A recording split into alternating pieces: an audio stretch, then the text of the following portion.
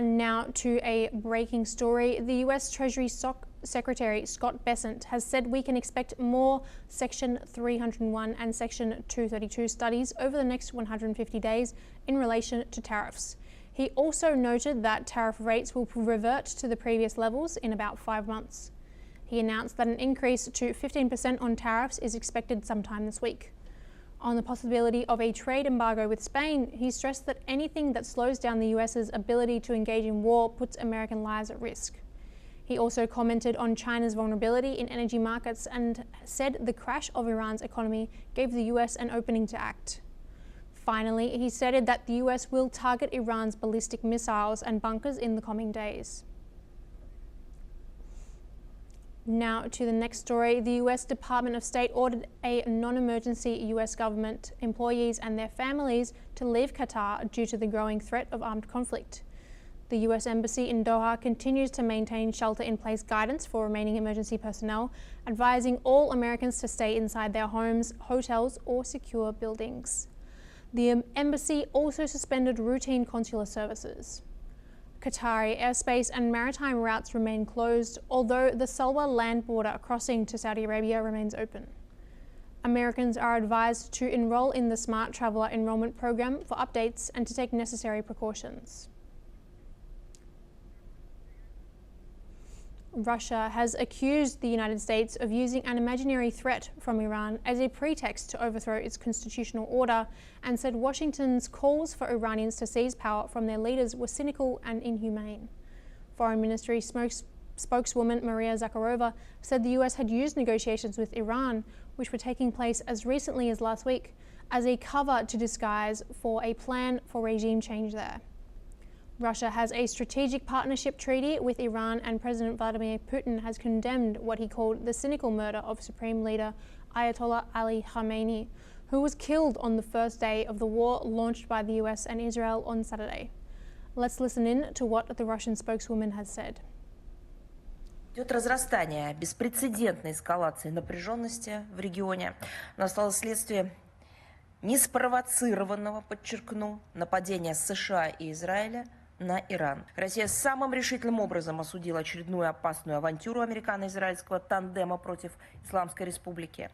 Подлое убийство главы иранского государства аятоллы Али Хаменеи и ряда представителей высшего военно-политического руководства этой страны. Нет никаких сомнений, что мнимая, как многократно на протяжении многих лет заявлялась, придуманная иранская угроза была лишь предлогом для реализации давно вынашивавшегося плана по насильственному свержению конституционного, подчеркну, строя в неугодном Вашингтону и Тель-Авиву суверенном государстве, опять же, подчеркну, члене Организации Объединенных Наций.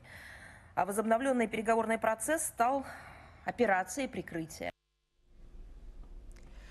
And that was the Russian spokeswoman there, alleging that the United States has made these negotiations in bad faith.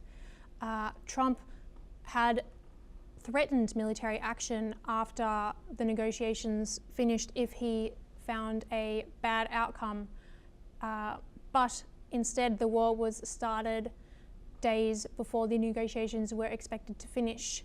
These negotiations were taking place in Geneva in Switzerland between the United States and Iran, but instead what we see now is a military confrontation between these powers combined with Israel as well.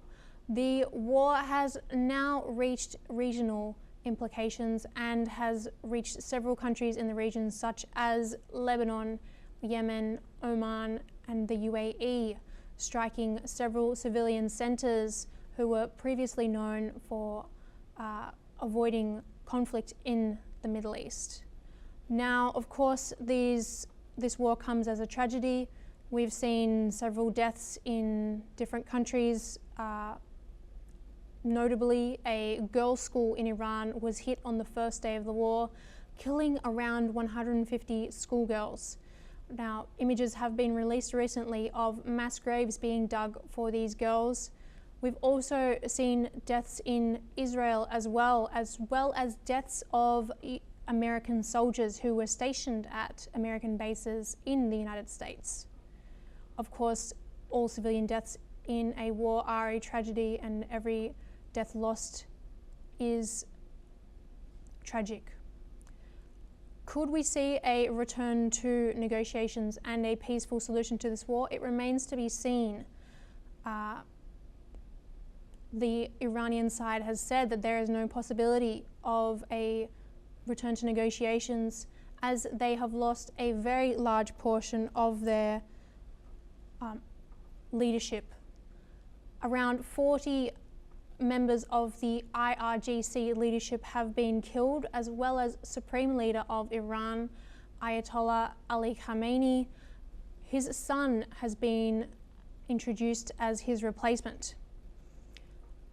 The funeral of Ayatollah Ali Khamenei was scheduled to take place later at 10 p.m. Iranian time. However, this has been postponed owing to crowd concerns and other logistical concerns. Israel also